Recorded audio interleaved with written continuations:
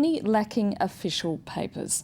Now, without the right of residency or the right to work, life is indeed hard. The authorities have long struggled with how to tackle the problem. At the end of last year, they announced a residency amnesty, offering permits to thousands of undocumented workers already on Moroccan soil. It's a historic move, but so far hasn't lived up to its ambitions. In fact, only around 200 migrants have so far taken up the offer. This report from our team in Rabat. Danga left Kinshasa 8 years ago. Since then, he's lived in Morocco. He's among the first to have benefited from the new regularization program, and he says the system's become a lot simpler. In the past, even if you did your job well, nobody could employ you.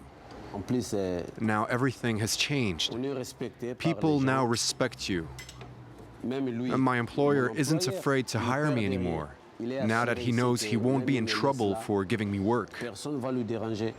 The first step for migrants wishing to get their documents starts with an application.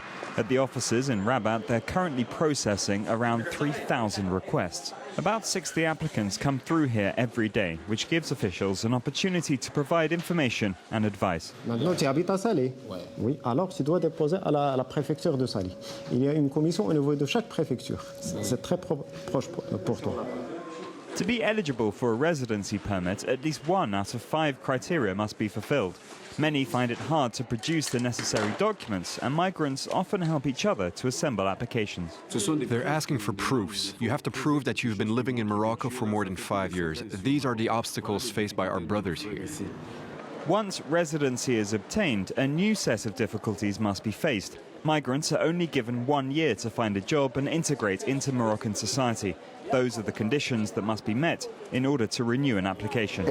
How will these people who have been here 5, 6, 10 years without work suddenly find work within a year? It's impossible. The state should put a moratorium on it, like I've asked for, so that next year residency card holders can renew their papers without these conditions prescribed by the law. Without that, this system is bound to fail. Migrants already face many obstacles on their journey to Morocco. At the end of these rails lies Algeria and the difficult route taken by people coming from the south. The border between the two countries has been closed since 1994.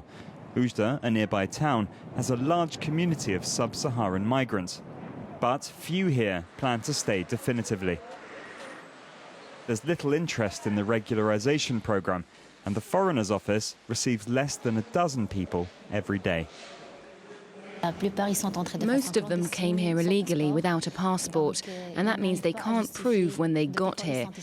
To get a residency card, you need to prove you've been living in Morocco for 5 years in a row. From Oujda, many of the migrants who don't plan to stay in Morocco continue their journey on to Nador, 200 kilometers away. Weather conditions can be difficult in this region. Nonetheless, those wanting to get to Spain via Melilla on the northern coast are forced to hide in the surrounding hills. They live at the mercy of the elements with the daily fear of arrest. For most people here, getting a residency permit is not a priority. I won't lie to you. We don't care about papers. I don't want to insult the Moroccan government nor the Moroccan people, but not even the Moroccans are working. So even if they say they're going to give us a residency permit, we won't be able to get any work or build ourselves a better life. Because here, honestly, it's difficult. Really difficult. Some spend years trying to get over the border into Europe, often at the risk of their lives. I can't do anything here in Morocco. They killed my brothers here. Who's to say that tomorrow they won't kill us as well? Morocco is a country you should only escape from. It's a country you have to pass through. But the crossing is not easy at all. It takes a lot of effort.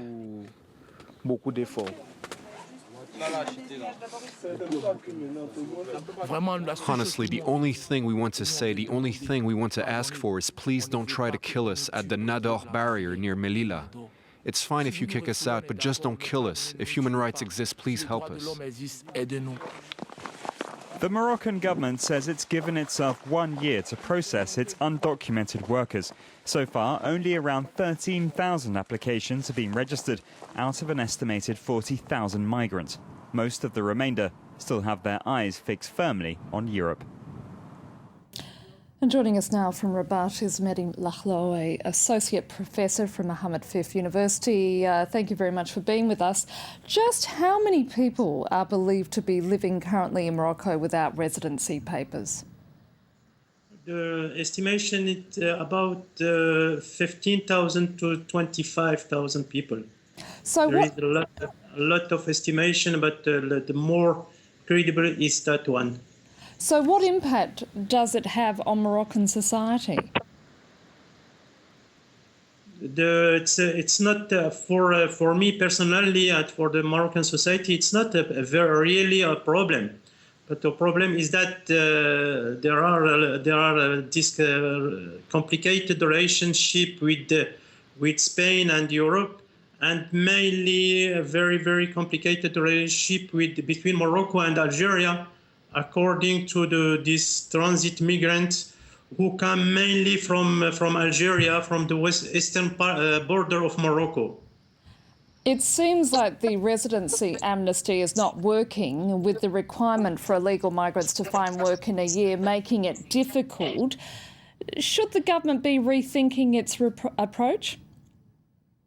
I think that the main important problem is not only to find job for migrants. The main important problem is to find education, school, and to have the possibility to access to the Moroccan hospitals.